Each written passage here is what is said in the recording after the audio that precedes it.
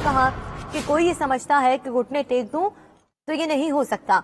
अब कोई बात करने को तैयार नहीं तो मैं क्या करूं? मुल्क की बेहतरी के लिए सबसे बात करने को तैयार हूं। चैलेंज करता हूं कि मुझ पर और अहलिया पर एक करप्शन का केस साबित करते हैं। इदारे को समझ नहीं है कि सियासत क्या होती है। पूरा जोर लगाया गया है कि परवेज इलाही मेरा साथ छोड़ दें। तफसीलात जान लेते अपने नुमाइंदा शाहिद चौधरी से। जी शाहिद चौधरी, क्या तफसीलात हैं? अपडेट कीजिएगा। चेयरमैन तहरीक इंसाफ इमरान खान से आज हमारी बीट रिपोर्टर्स की मुलाकात हुई, जिसके अंदर उनका ये कहना है कि मेरी स्टैब्लिशमेंट से कोई लड़ाई नहीं है। कोई ये समझे कि घुटने टेक दूंगा, ये नहीं हो सकता। अब कोई बात करने को तैयार नहीं तो मैं क्या करूं। इसके साथ साथ जब चौधरी परवेज लाई के हवाले से बात हुई कि वो आपकी पार्टी में शामिल हुए हैं तो क्या उनकी कोई मुखालफत वगैरह तो नहीं होगी, उन्होंने कहा कि चौधरी परवेज लाई ने मुश्किल वक्त में मेरा साथ दिया है, पूरी वफादारी की है मेरे साथ, और अब ऐसा नहीं हो सकता कि मैं चौधरी परवेज लाई के साथ बेवफाई करूं। चौधरी परवेज लाई को पाकिस्तान तहरीक इंसाफ में पूरी इज्जत और एहतराम मिलेगा और मैं उनके साथ खड़ा हूं। इसके साथ साथ उनका ये भी कहना था कि हमारी इस्टेब्लिशमेंट को भी जो है वो समझनी चाहिए तमाम चीजें। इसके साथ उनका ये भी कहना था कि उनकी जान को जो है वो खतरा है और मेरा रिकॉर्ड शुदा जो बयान है वो मौजूद है, मैंने पहले से रिकॉर्ड करवा दिया। और उनका ये भी कहना था अगर एक ही बार आम इंतखाबात हो जाएं तो पैसे की बचत हो सकती है।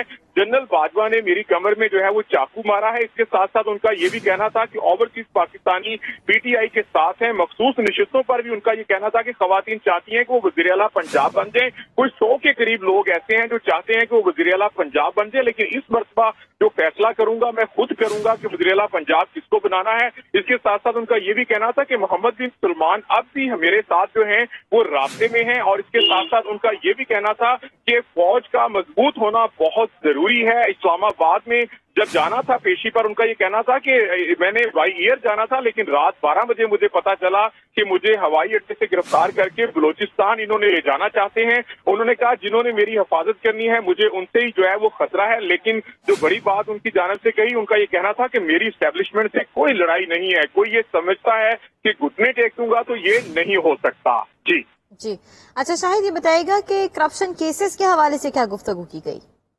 जी बिल्कुल, जब करप्शन केसेस के हवाले से उनका ये कहना है कि मेरी जनरल रिटायर्ड बाजवा के साथ लड़ाई ये थी कि मैं एहतसाब चाहता था और वो एहतसाब जो है वो नहीं चाहते थे।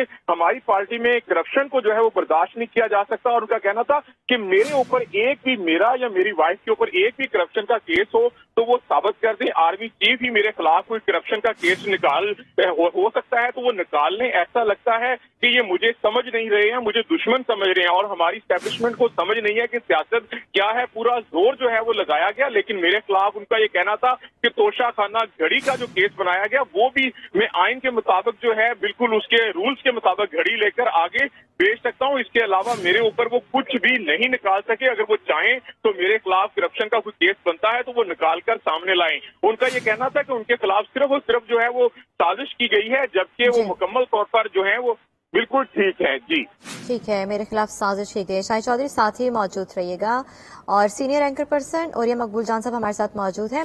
और ये साहब, चेयरमैन पीटीआई इमरान खान की जानिब से कहा गया है कि इदारों के साथ कोई लड़ाई नहीं है।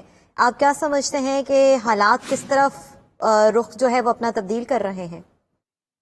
देखिए, अदारों के साथ लड़ाई नहीं है और अदारों के साथ लड़ाई थी, दोनों में फर्क है। अदारों के साथ लड़ाई थी, उनकी हुकूमत खत्म हुई। अब अगर वो समझते हैं कि अदारों के साथ वक्त पहुंचे, और ये पाकिस्तान की पॉलिटिक्स में ये बहुत अच्छी चीज है, हर पॉलिटिक्स में होता है, मुस्तकिल ना कोई लड़ाई करता है ना लड़ाई रखी जा सकती है। मुल्क के अंदर इस वक्त किसी किस्म की लड़ाई नहीं चाहिए। मतलब यह है कि अदारे जो हैं वो सिर्फ एक आदमी का नाम नहीं होते, अदारे मुस्तकिल चले जाते हैं। एक आदमी होता है वो अपने मसाइल करता है, वो अपनी चीजें जो है पाकिस्तान के अंदर पैदा करता है मसाइल। अब अगर कोई ये कहे कि हम ज़ियाउल हक से के दुश्मन हैं तो हम फौज से लड़ेंगे, या मुशर्रफ के दुश्मन थे तो हम फौज से लड़ेंगे, तो मुशर्रफ था, ज़ियाउल हक था और बाजवा था। उनके साथ जो मामला हुआ वो बाजवा के दौर के अंदर हुआ। अदारा मतलब यह है कि असल मामला यह है कि अदारा एक आदमी की बात कुछ मामला के अंदर क्यों सुनता है, ये है असल मसला इस पाकिस्तान का। पाकिस्तान के आइन में, पाकिस्तान के कानून में और फौज के कानून में ये चीज लिखी हुई है कि आप किसी भी किस्म का कोई गैर कानूनी हुक्म नहीं मान सकते। मुझे मेरा बॉस कहे कि कल को जाके अपने घर को आग लगा दो तो मैं लगाऊंगा? नहीं लगा सकते। मुझे अगर दफ्तर के अंदर ये कहा जाए कि कल से तुम अपनी तनख्वाह जो आई है उस तनख्वाह को जो है वो तुम फकीरों में बांट दो सारी की सारी, तो मैं नहीं करूंगा। मैं कहूंगा मेरे तो घर में बच्चे हैं, لیکن یہاں جب ایسے حکم مانے جاتے ہیں تب مسئلہ ہوتا ہے. ٹھیک ہے. اچھا اوریہ صاحب، اب الیکشن کی تیاری بھی ہے اور عمران خان کی جانب سے یہ پھر بیانیہ اپنایا گیا ہے کہ ان کی جان کو خطرہ ہے. آپ کیا دیکھتے ہیں الیکشن مہم میں عمران خان اس طرح سے کیا بڑھ چڑھ کر سامنے آئیں گے؟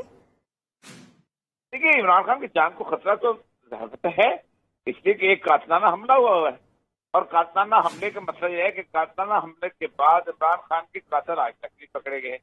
جو پکڑا گیا ہے اس کے بارے میں کوئی سب کو پتا ہے کہ ایک آدمی پکڑا گیا ہے، باقی دو جو ہیں وہ فائر کر کے بھاگ گئے ہوئے ہیں. اور اس کے اوپر باقاعدہ غلام محمد ڈوگر کی GIT رپورٹ ہے، وہ بڑی واضح ہے کہ کیسے کیسے حملہ ہوا تھا، کس طرح ہوا تھا. اگر اس وقت حملہ ہو گیا تھا تو مزید ہم لوگ یا تو کسی پر حملہ نہ ہوا ہو تب تو کہیں جان کو خطرہ نہیں ہے. اور پھر سب سے بڑی بات ہے کہ عمران خان سے حملہ کس نے کروایا، یہ آج تک کوئی واضح نہیں کر سکا. وہ کہتے ہیں میرے اوپر حملہ جو ہے وہ اسٹیبلشمنٹ سے ہوا ہے یا حکومت سے ہوا ہے. اگر حکومت سے ہے تو حکومت موجود ہے، اور حکومت موجود ہے تو کل بھی حملہ کرائی تھی، آج بھی کرا سکتی ہے، پرسوں بھی کروا سکتی ہے. مقصد اس کا پورا نہیں ہوا کیونکہ مقصد عمران خان کو قتل کرنا تھا.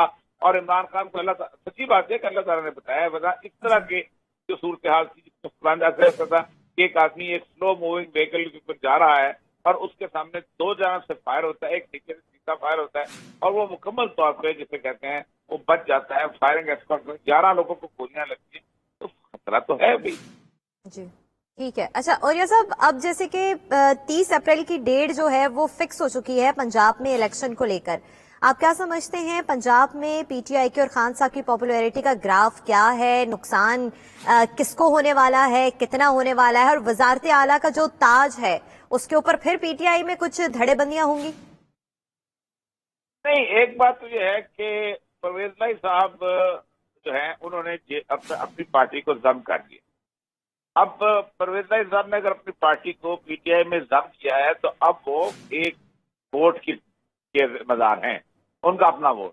باقی جو جن کے لوگ جن کو وہ گئے ہیں وہ سارے کے سارے ظاہر بات ہے عمران خان کے ساتھ وفادار ہو گے نا. ہر بندہ اپنے حساب سے کام کرے گا، ہر بندہ اپنی پوزیشن بنانے کی کوشش کرے گا. تو ایک بات طے ہے کہ پہلی بات یہ ہے کہ اگر پاپولیرٹی نہ ہوتی تو یہ الیکشن جو تھے بہت پہلے ہو جاتے. عمران خان کی پاپولیرٹی ہی نے تو اس ملک کے اندر مسئلہ بنایا ہوا ہے. عمران خان اگر مقبول نہ ہوتا تو اس ملک کے اندر کب سے الیکشن ہو چکے ہوتے، ملک بڑے سکون سے چل رہا ہوتا. اصل مسئلہ ہی یہ ہے کہ عمران خان پاپولر ہے، عمران خان الیکشن جیت سکتا ہے، اس کو روکیں گے.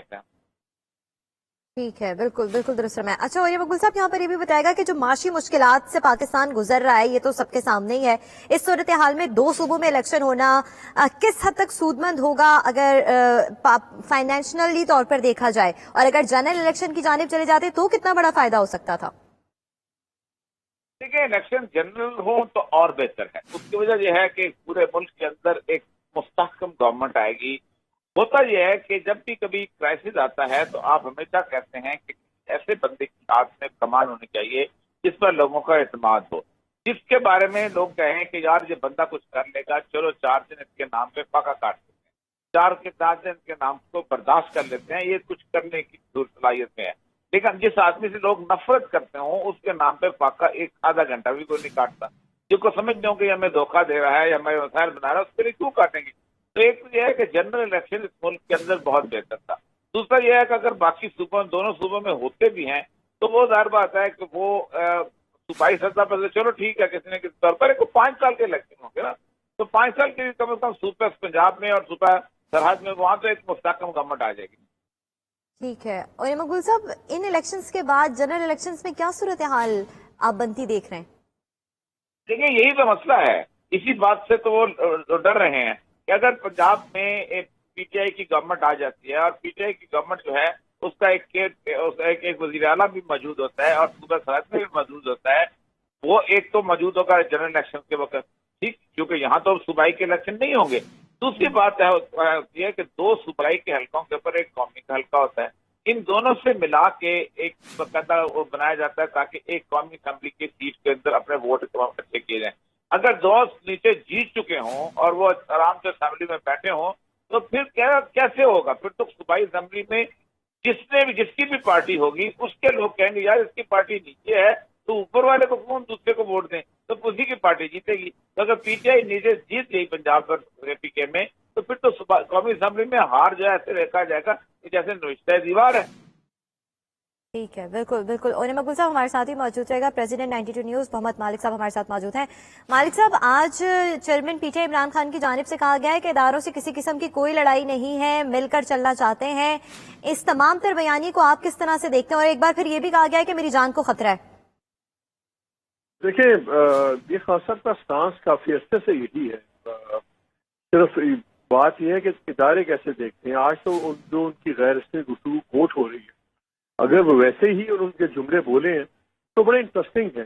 ایک جملہ جو میں دیکھ رہا تھا کہ انہوں نے کہا کہ شاید آرمی چیف مجھے اپنا دشمن سمجھتے ہیں، لیکن میرا اسٹیبلشمنٹ سے کوئی جھگڑا نہیں، میں بات چیت کے لیے تیار ہوں، لیکن اگر کوئی یہ سمجھتا ہے کہ میں گھٹنے لگاؤں گا تو وہ نہیں ہوگا. اب یہ مکسڈ میسیجنگ ہے. ایٹ دا سیم ٹائم وہ پھر انہوں نے جو باجوہ صاحب پہ ساری بات ڈالی ہے. خان صاحب یہ چاہتے ہیں کہ انسٹیٹیوشن ان کا کانفلکٹ باجوہ کی حد تک محدود کر دے اور ان کے ساتھ ایک نیا کیا کہتے ہیں عمرانی معاہدہ کرے اور ایک نئی ریلیشن شپ بنائے. لیکن انفارچونیٹلی اتنا سمپل ہے نہیں، کیونکہ جو آرمی چیف نئے ہیں یہ وہی ہیں جن کو انہوں نے S D G I S I seek کیا.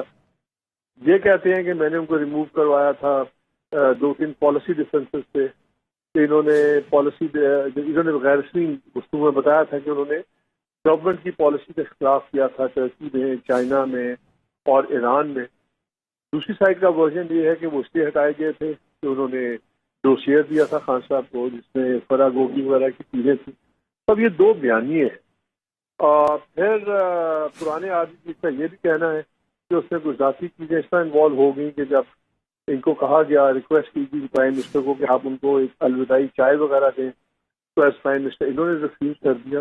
تو یہ ایسے معاملات میں یا پرسنل ڈیلنگ میں چھوٹی چھوٹی باتیں بہت زیادہ ڈفرینسز رکھتے تھیں. آج میں تو دیکھتا ہوں خان صاحب کو ایسے کہ خان صاحب نے ایک نئی پیس آفر تو دیا ہے، پیس آفر تو دیا ہے کہ بات چیت ہو سکتی ہے، مجھے کوئی پرابلم نہیں ہے. لیکن وہ خان صاحب پھر ذرا سا خان صاحب ہے، خان صاحب کا ایک اسٹائل ہے، تو وہ اس کے اندر پھر ایک دو وہ کیا کہتے ہیں ٹک لگانے سے باز نہیں آتے. تو آئی تھنک کہ شاید یہ بات اسٹیٹس کو میں چینج نہیں آئے گا. ابھی مسٹر بہت زیادہ ہے.